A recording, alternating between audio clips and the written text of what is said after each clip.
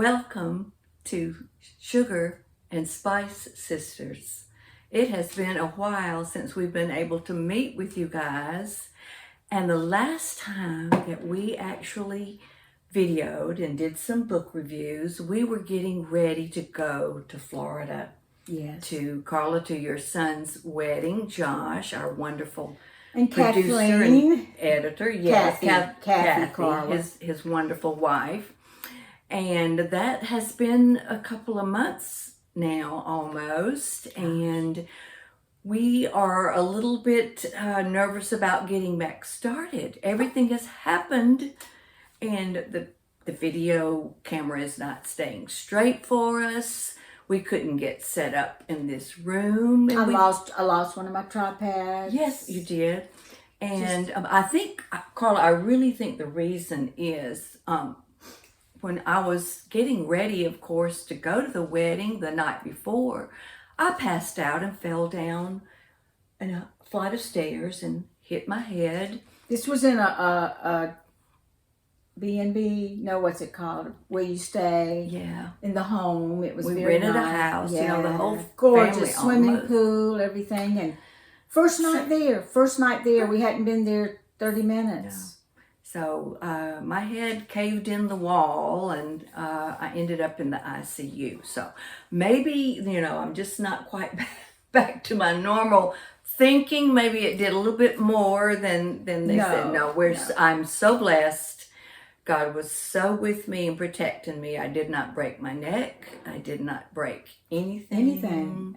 You did have a little of a brain bleed. Yes. But then we knew you had a brain.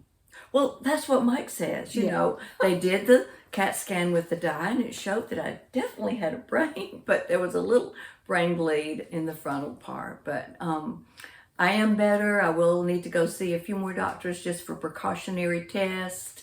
But I'm blaming this day on that. Okay. Now, what are you blaming yours on? I have something. to blame it on. Okay. First, I have wonderful news. My baby who's 31, recently moved to Oklahoma City to be with his love, Rachel.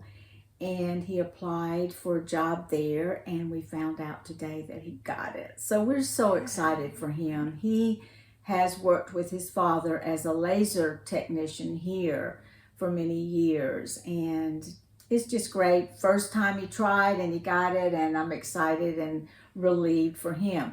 But on the other hand, I went for my little checkup today. You know, when you get our age, you go in for those little checkups. Fill out all those questions that they ask you. And of course, since my sister had this accident, I'm like, you know, my sister had this accident, so I want to bring up a few things, and I'm kind of starting to feel old because I'm talking about passing out and being dizzy and falling in the tub, stuff like that. Imagining it. Yeah. And so she says, she does this. Now, if you're younger, you don't have this when you go to the doctor. But when you get a certain age, when you go to the doctor, they say to you at the get-go, I'm going to say 3 words, and later I'm going to ask you to tell me those 3 words. So she said the 3 words, and a little bit she asked me. I said them. A little bit later, she asked me, and I could say 2 of them. And the third one, I was like, oh God, it starts with a C, and she said cat. Well, I was devastated.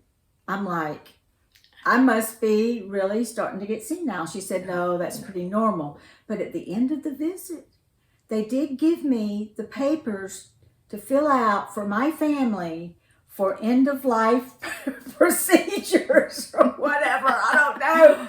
Oh, so, you know, I've had a wonderful day on the one hand, and it was a good visit. I think I just make too much of things, as my husband says. But we're excited to be here. I am going to also tell you, though, reading for me lately has not been as enjoyable. I don't know what it is. I will pick up a book and I will start reading it, and I'll like it, but then I'll go, I wonder if one of the other books is even better. So I started another book. Too many choices on the shelf. That's from our big book haul. That is part of it. And my nature is to think, well, what if? And so I have started reading about 6 or 7, and I have finished a few. But right now I'm in a little bit of a slump, so I'm going to ask y'all, please, if you've read a really great book recently that really held your attention, you really liked it, put it in our comments. And also, I've been watching a lot of YouTube channels, and those people are not sweet and nice like us. They go, subscribe, hit that button, push the notification button, and hit the like. You know what to do. You know what to do. So that's what I'm going to say. Subscribe, hit that notification button, push the like, push the like. Help us move up in the ranks. You tell she was a cheerleader in high school. Yes. Oh, yes. Well, I'm the opposite because I couldn't do anything. The doctors really didn't want me to drive for a while. Didn't want me to do my walking, which I'm very avid about. And without Mike right there with me. And it was slow going for a while. So I have read 8 books.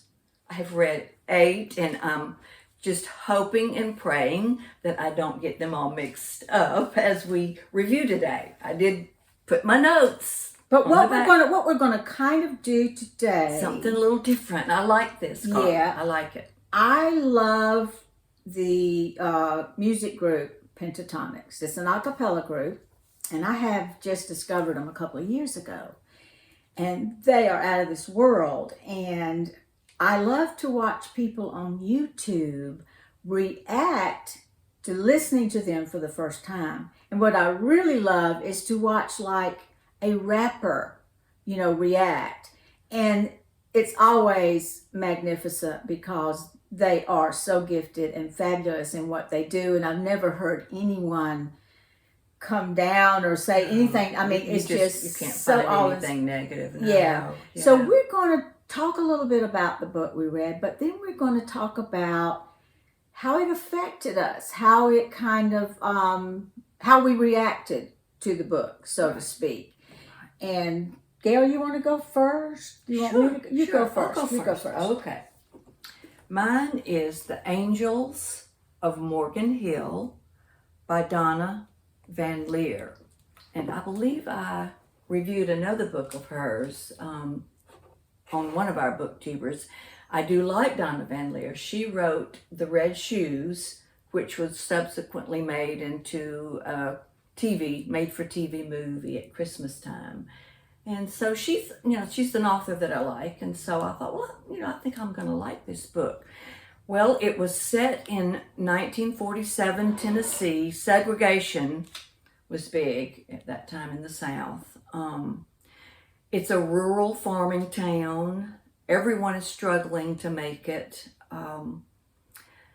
The family, the main characters are very poor. And the father is abusive and an alcoholic. But is it a fiction book? This is fiction. Okay. Fiction.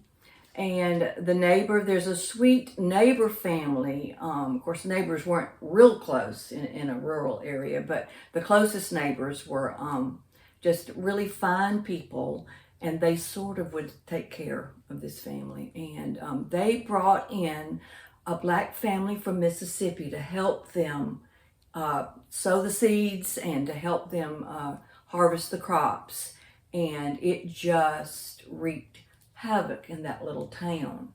And I can't tell you the emotions that I went through, even though, 1947, I was born in 1949, so I'm growing up during still the time of segregation and prejudice. Yeah.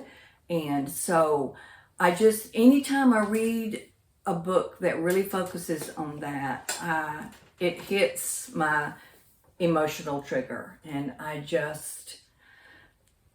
feel so for that family and what they're going through and how they're being abused and, the name calling and the family.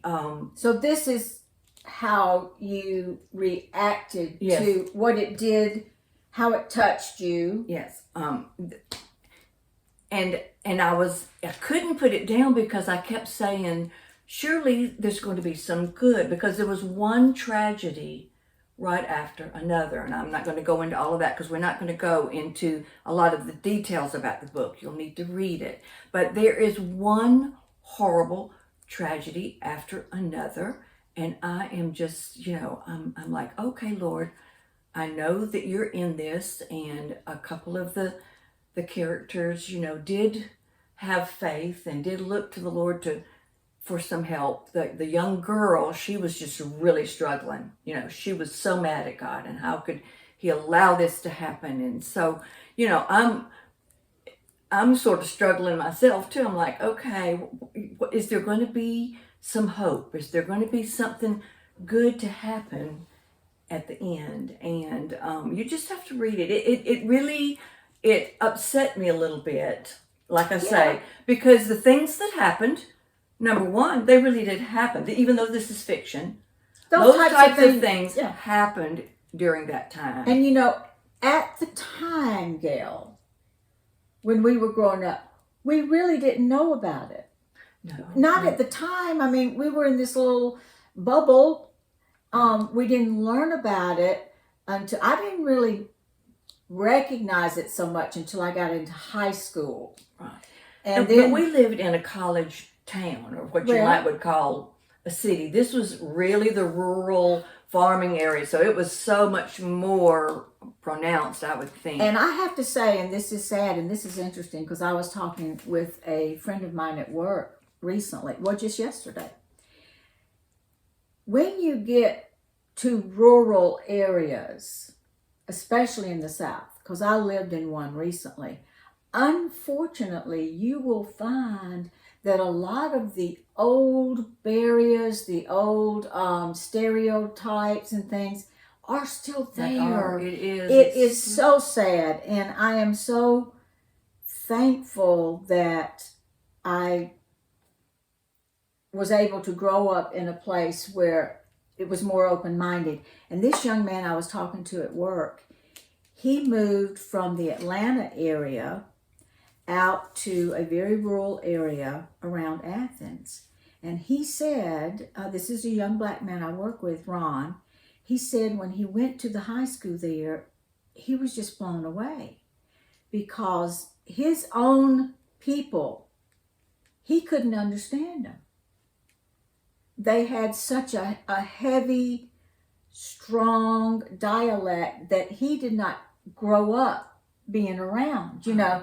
So it really does affect, but we can all change, and it doesn't mean anyone is not smart or not capable. Right. It's just so much a lot of times what we are around and how we're exposed to things. And the evil and the hatred that was there, it caused me to want to just lash out, and we're not supposed to do that, as a Christian, but I couldn't help it. It was just read this book. It will touch you. There will be some sweet moments, some very redeeming moments.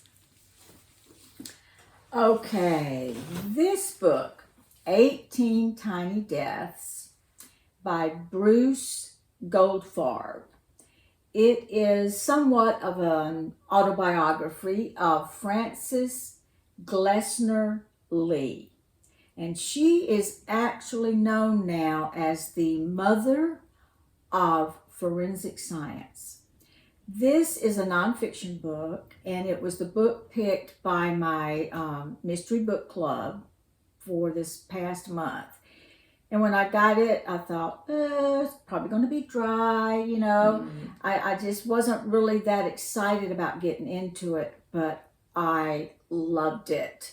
This lady was born in the late 1800s, and she had tonsillitis. And back then, you usually didn't opt to have surgery. It's very dangerous. Right. But her family did. Her family was very wealthy, very wealthy. She had the surgery, it was successful, and it really piqued her interest in medical science.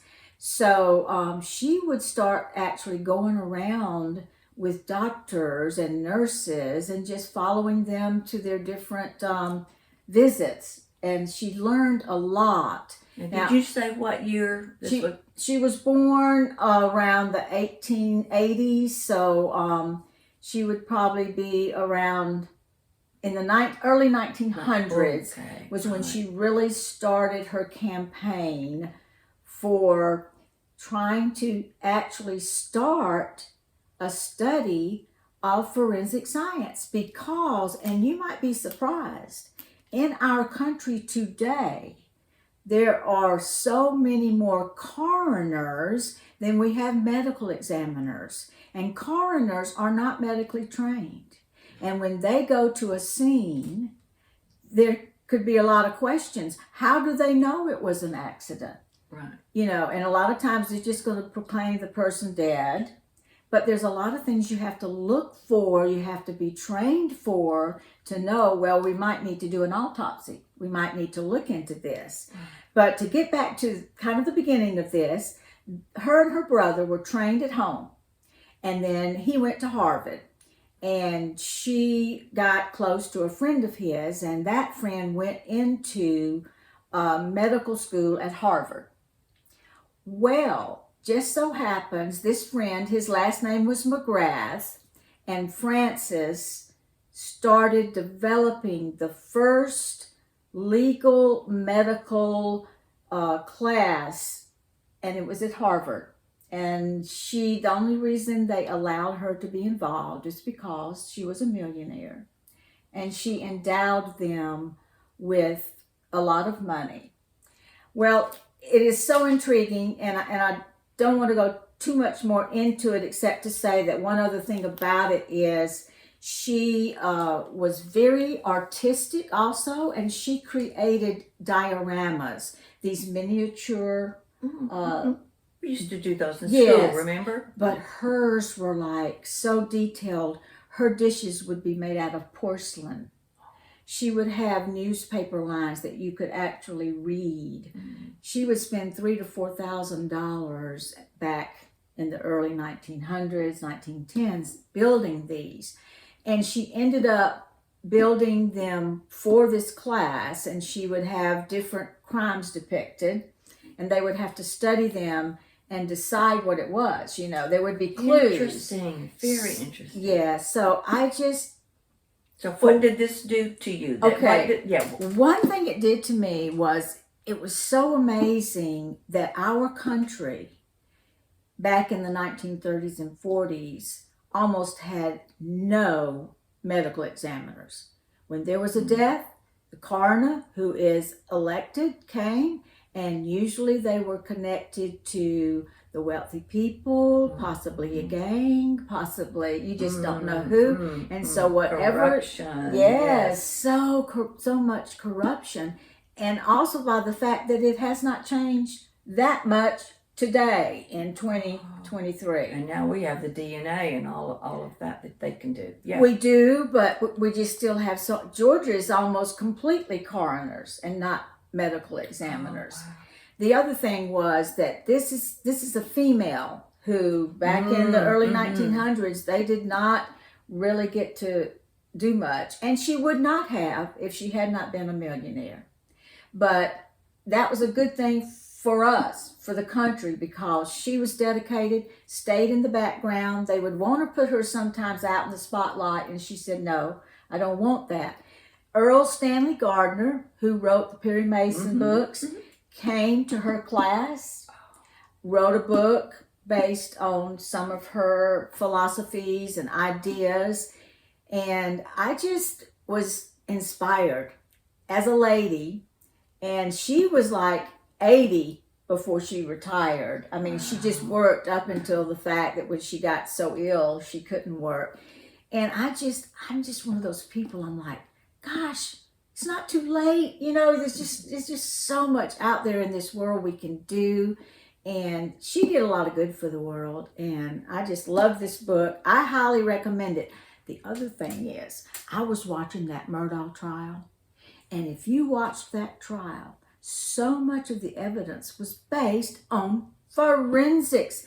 And a lot of the argumentation was that the crime scene was muddled, that they walked all over it, that they didn't shoot the photography correctly, that they didn't do the finger. So this is so vital today in legal cases. And it was interesting, I was reading this at the same time. It's not going to be for everybody, but if you like forensic science, if you're interested at all in how they figure out how someone was killed, whether it was suicide, accident, murder, highly recommend it. I give it a 4. I don't think I gave mine. You didn't. I'm but bad about that, that's Carly. okay. You got to remind me. It's that fall, and I hit my head. Gail, you were not doing it. Did I go out of the camera? Beep, I'm falling. I'm going to give mine a 4 as well. Okay. All right. Well, you bring up another one here, girl. Okay. This is... Quick question. Yeah. These are all... that was not from the books for kids. You broke the rules. It's supposed to be from our book haul, but you do have your club. Mystery book club. Yeah, I love it. Yeah. I love you in there in Bogart, ladies. All of mine are from the book haul, and I don't know if I'm ever going to get through reading all of them. There's so many. Light on Snow. Anita Shreve or Shreve. Shreve. Okay. Have you heard of her or? I have, and Gail, I started that book. Did you really? I don't remember if I finished it. Did you like it? I did. Okay. I did. Now here again, it seems like a lot of the books that I have pulled to review and that I was reading have to do with tragedy, serious tragedy in families, and it was almost like we've been going through some things in our family. There's been an illness. There was my fall. There's a couple other issues in the family. And I know scripture says, you're going to have trials. You're going to have troubles. You're going to have crises. But Jesus said, take heart. I've overcome the world. And so as I'm reading one tragedy after another and kind of going through things, I had to remind myself of that. This is full of emotional depth. Each character in the book has been through or is now going through something very, very serious. Either grief because of death, pain because of some sort of physical disability, but it will grip your heart. It just starts right out. It is snowing as you open it up. The snow is just coming down, and a dad and his daughter, they love to go out with their snowshoes and go to this special spot to just enjoy the beauty of the snow. And things go from there. They make a big turn from there. And what year is this? You know what? I did not look it up. I would say more present day. Okay. Yeah. All right. More 2000s, early 2000s maybe. In America or based? This is in America. And did I look up the exact town? I want to say. That's okay. We were not going to look up a lot of details. Okay. So I'm just going to leave that for you to read. But there's a mystery in here. There's a attempted murder. Like I say, there was a previous tragedy, a tragic auto accident that killed someone in the family. There's just one thing after another. And then when you think there might be a little bit of a turn for some good, something good's going to come out of it, somebody's going to get to help. Well, turns out if they even try to help this person, if they even call in the police or the law, they're going to be arrested themselves. So they have to sort of evade the law, not really trying not to overtly break the law, but they're trying to help this person that is in trouble. You just have to read the book. It's such a mystery behind it that if I go into it. Is the town crooked? You said they'd be arrested if they tried to help the person. Is the person a criminal or supposed to be a criminal, but maybe not a criminal? Might be considered, just would depend, like you said, would depend on the people in charge and how they would look at So the here situation. again, we're looking at maybe a stereotype or cover up or Yes. things of that Yes, nature. absolutely. So there's a lot. There is hope. There is redemption. There is heart-wrenching. You know, you come to tears at some points. Particularly the young girl, main character in here, and she tries so hard to. She's one of those that wants to make everybody happy, work everything out. I mean, she just goes overboard to try to make sure that she can figure out a way to fix things, you know, so that it's going to all work out in the end. But so this here again, it just really touched me. Light on snow. Light on snow is a neat little phrase. You'll sort of figure that out as you read the book, because you know usually when the light hits the snow, you're blinded. Yeah, there's a glare. Yeah, there's a glare, and sometimes you can imagine things like angels, maybe, or anyway. This touched me. Especially if you've been drinking. This did touch my heart, touch my emotions, as the other one did, and I couldn't put it down. You said you didn't really, you know, you didn't get into it. But we're different, and you know, none of my books for a book to grab me to where I can't put it down. Gosh, it's got to be so good. Yeah, so good. I like the little, you know, the stories, the families, the characters. You see the good. You're easily, and what's the word I'm looking for, Gail? I'm harder to please. I'm more critical. Right. I get right in there with the characters and feel their hurts and feel their joys, maybe.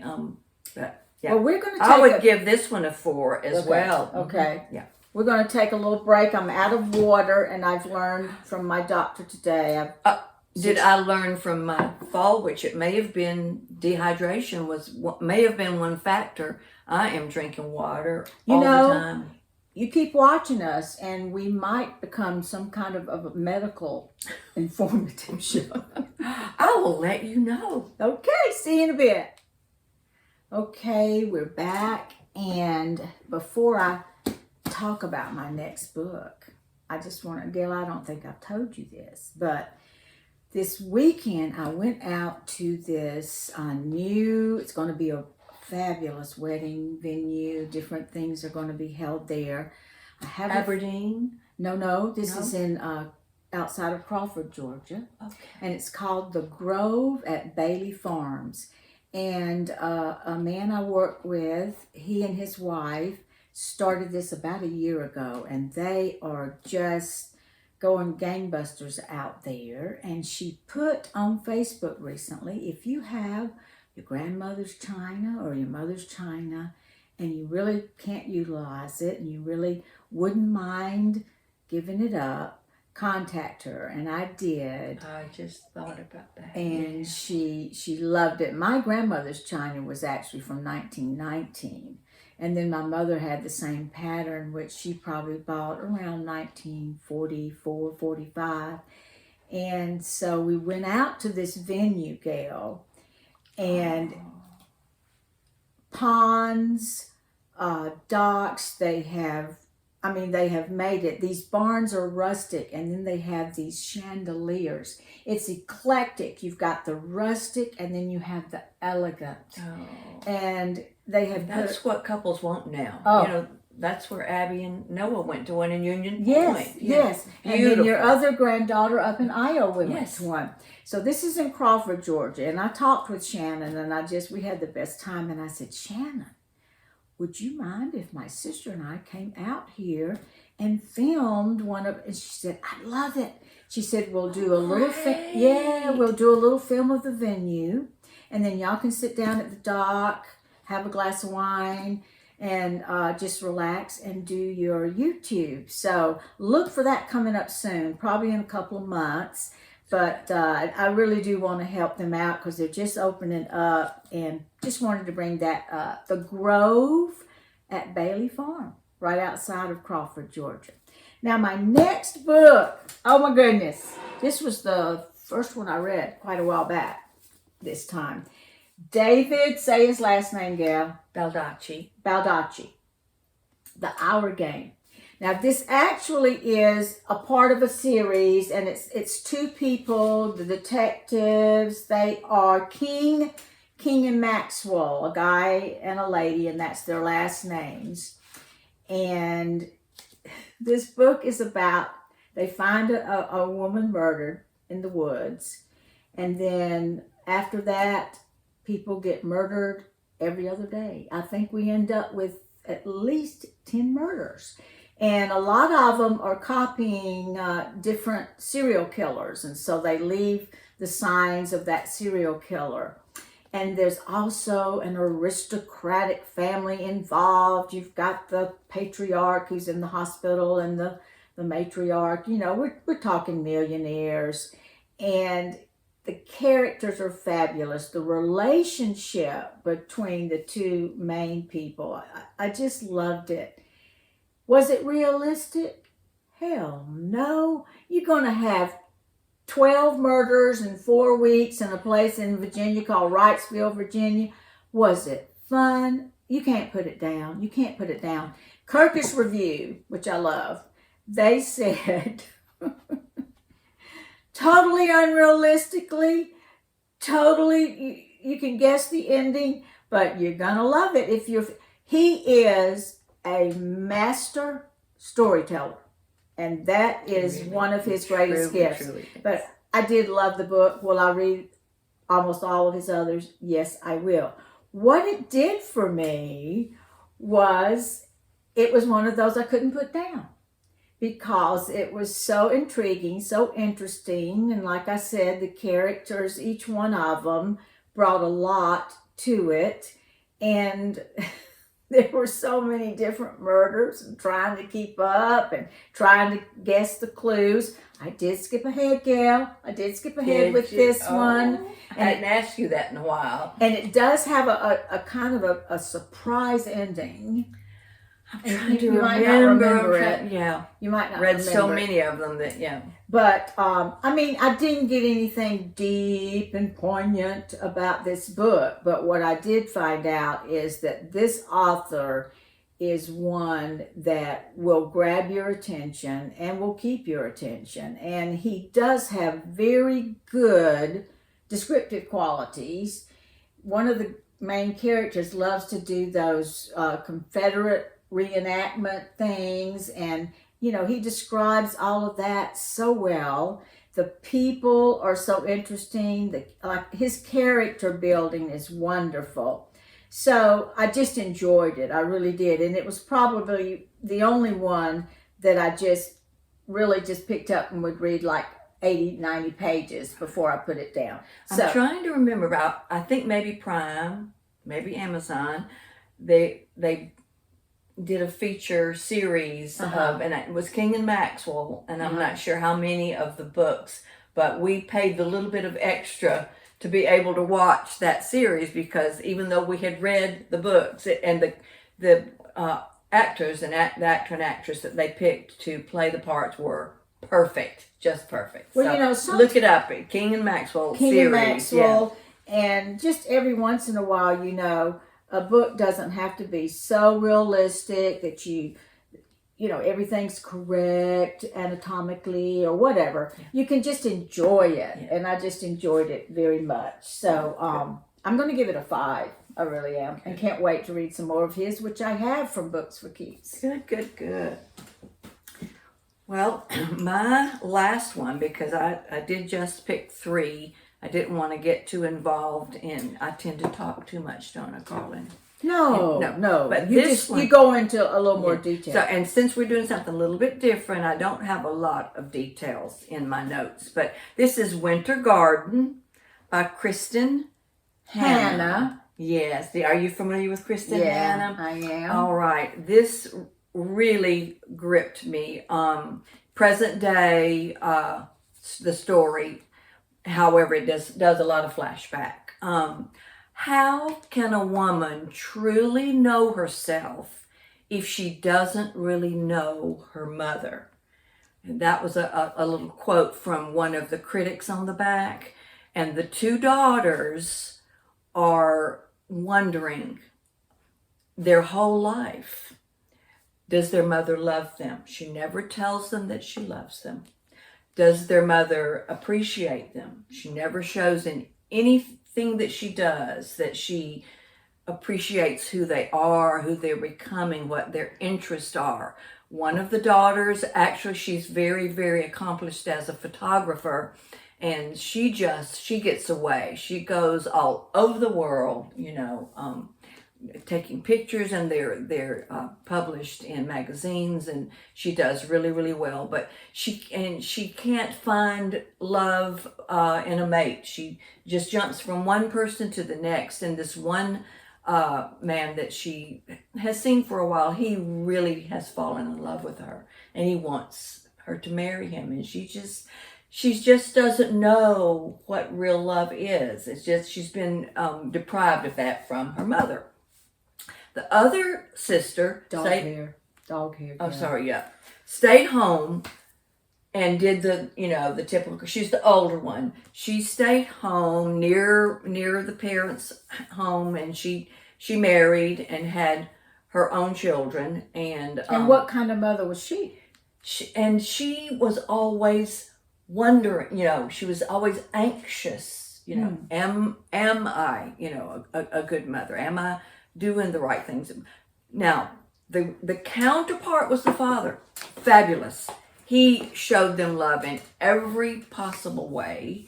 He adored both of his girls. He had special nicknames for both of them, which reminds me of my husband, because he always had a special nickname for the kids, and now for all the grandkids, and he comes up with one for the great grandkids. And it makes it really special. Mom, Dad did that. Oh, yeah. I was Carla Bug. You were Gaily Pie. Yeah. Jimbo. He did, well, just the girls. Yeah. Well, anyway, so they loved us. They more. adored their father, and they could tell that their father loved and adored their mother. But see, it was just such a mixed message. And their mother was beautiful. She they were well off. The father was able to do well in his business, and so they lived in a mansion. Really, they didn't want for anything, materially, but it was that emotional. I mean, I just cannot imagine living every day with your mother, living there in the home or nearby, as this older sister did, and not. What did they bring up when they were little growing up, or did they start it as the girls were adults? I mean, no, was she never a warm, fuzzy mother, even when they were little? She was never a warm. Do they ever explain why, and you don't want to say? Yes, you've got to read the book. Right. The one thing that the mother would do, and the girls just cherished it, and they just couldn't wait. Usually it was in the evening. She would tell them stories. She would make up stories. It was like she was a gifted storyteller. And they were, knights and princesses and just a lot of adventure. And they would just be, sitting on the edge of their seats, waiting for their mom. But she had to be in the right mood to tell, So what is your reaction? How did this speak to you? Did it remind you at all of your childhood? No. Did it? Okay. No. What I think how it touched me is, well, number one, we had that wonderful love from Mom and Dad. We did. We had a wonderful, loving home, and fortunately, my husband and I have been able to do that, for our 3 children and the grandkids and all. So, I was just so intrigued with how, of course, this is fiction. It is a fictional story, but how in the world could someone be that harsh? Well, Don't tell it. I'm not going to tell you. Okay. But the backstory comes out, and it is historical fiction. The backstory of the mom as she starts to tell her story. So it goes back and forth. It begins, some of the truth behind her fictional story starts to come out. She Okay, but does that really ever excuse? Oh no. And not at all. And I kept waiting and waiting. Surely there's going to be something that's going to wake up this person's true emotions. Yeah. And but I really want you to get this book. If I say any more, it's going to give it away. But she is a wonderful author. I have read a lot of her books. It's a story within a story. And then when you start to realize, oh my goodness, some of this really might have happened, in truth. Right. And so, I would give it a 5. This one's good. Yeah. There are certain people that for some reason, some things, many things, one thing happens that just almost takes away that ability to feel. You've hit the nail on the head, Carla. Yeah. Something horrible happened, and you don't find out until way, way, way into the book. And like I say, once you get to that part, you start realizing this is some historically true things that happened in World War II. So, okay, well, I'm going to kind of do a little flippy flop. Whoop. Oop. I was going to talk about this book, New Mercies by Sandra Dallas, and I liked it very much, but I'm going to talk about it later because there's a book I read, interesting, nonfiction. A woman in Berlin, 8 weeks in the conquered city, a diary. Now, this was written by a woman in Berlin, Germany, right at the end of World War II. And the Soviet, Stalin's forces were entering the city, taking over. Now, this book was published back in 1950-ish. Don't hold me to that. Don't be mad. Anonymously. But then people, of course, did research and everything and found out the author's name. So it was taken off. It was republished after the author passed away in around 2003. Okay. This is a realistic book, but it is not done in poor taste. It is not in any way leaning towards, and I don't even want to use, I'll just use the word graphic. It's not. But when the men came in, so many women were utilized to satisfy their desires. I mean, from 14, 15-year-olds to older ladies. And this lady was probably in her, I think she was maybe 30, somewhat attractive lady. And when she writes, sometimes you think, my gosh, do you not have feelings? But she did, but she had to survive. Right. And this is a woman who would also try to take care of other people. But at the same time, she finds her a Russian general that will be her only person that comes in at night, and he won't let others come, and he's providing food. This was the only way they could get supplies.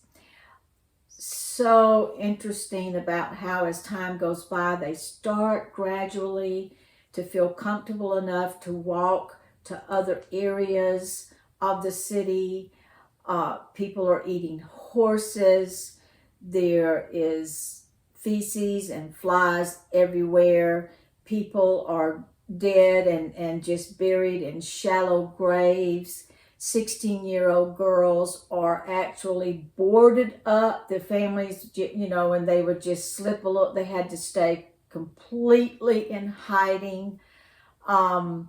Things do get a little better with time. They get provided those, I can't remember what it's called when they say you can get so much butter, or you can get so much rationing and stuff. But what I got from this book was a lot, to be honest with you. First of all, it was the atrocity at how women are so It's very brutalized. similar to what I got out of that. Right. Very similar. Yes, so brutalized, and most men, no one was going to help. No one was going to pull somebody off or say this is not right. She ended up indicating that might have been more of a Soviet thing, but then as she wrote, she realized that probably so many men in her country, German people, did the same thing to others. The other thing was how people were out for themselves. They were going to get food if someone else died. They would fight. They would steal. And it was just a part of survival. And the way she writes allows you to see the inner turmoil that she's going through, wanting. She remembers the church. She remembers what it was like to go in and have that wonderful feeling of faith and comfort. And right now she's not. It's a real tough time. Yeah. I liked the book. It's deep, heavy.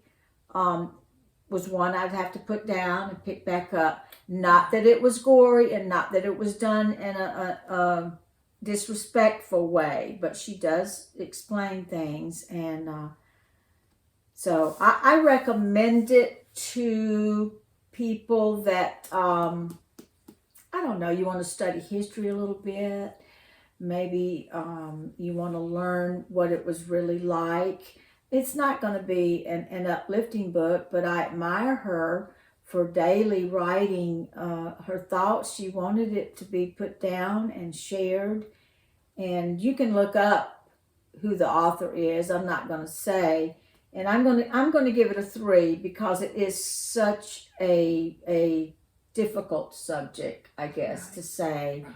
But I think it's a book that people might need to read, because sometimes we don't realize what people have gone through. Right. We have had such an easy life, especially in America, ever since World War II. So, good book. Woman in Berlin. And our mother had a very, very close friend from Germany and was there during the war and could tell us about having to go down into the basements and escape the bombs and that type of thing.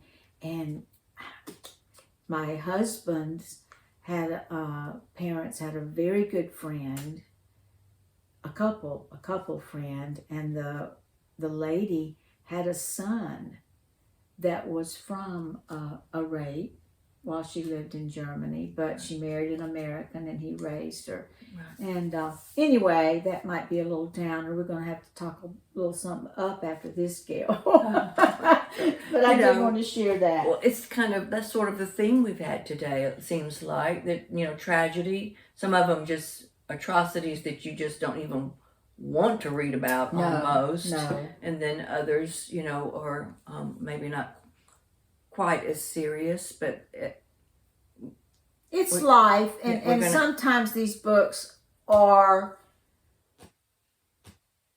enlightening, I guess, or they help us maybe to appreciate. That was what I was fixing to say. Appreciate where we're at now, and to hope that if something like that, you do wonder sometimes if we were ever to face similar circumstances, would we rise above the greed? Right. So I don't know, Gail. I'm going to show a couple of books I'm reading just for fun. I'll let you know I'm reading Rosamund Pilcher, Winter Solace. I'm enjoying it very much. I'm reading. You tickle me starting several books at a time. I cannot do it. Barbara Delinsky, Sweet Salt Air. I'm enjoying that like one. Let me see. What else have I got here? Is that all I brought? Oh, this is another one that I finished, but I want to talk about it later. But I'm telling you, y'all, I am in a little bit of a slump. Doesn't sound like it to me. Look at you. I'm reading this one and that one, and I've already read this one. And Gail, I'm starting to get the DTs not going to the library. Do you know, me too? And in fact, I'm going to confess, I used my Libby app the other day because you had said, the next time we do a review, we're just going to do a few. Well, I'd already read 8, and I thought, well, I don't want to go get another one, so I just downloaded something on my Libby app, and it was just kind of a fun read. It was just something that was totally different. Yeah. So I did. Books. Yeah. And we could go into the psychology of how we read books. Like, why do I have to read 4 or 5 at a time? Yeah. You're so much smarter, Carla, in the way that you can compartmentalize, I guess, different things. I'm like one track, I'm ADD.